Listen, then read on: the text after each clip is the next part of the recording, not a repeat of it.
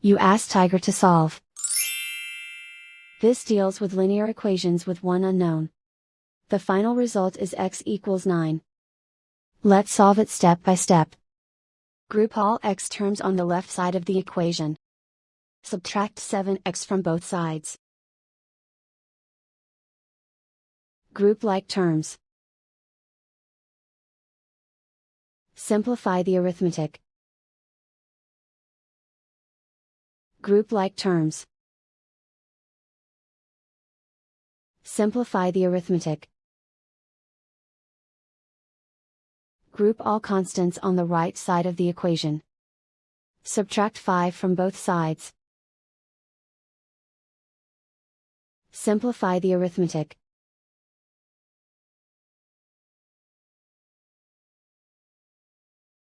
Isolate the x.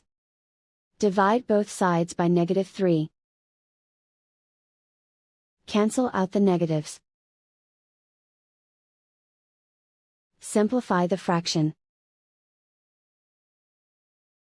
Cancel out the negatives.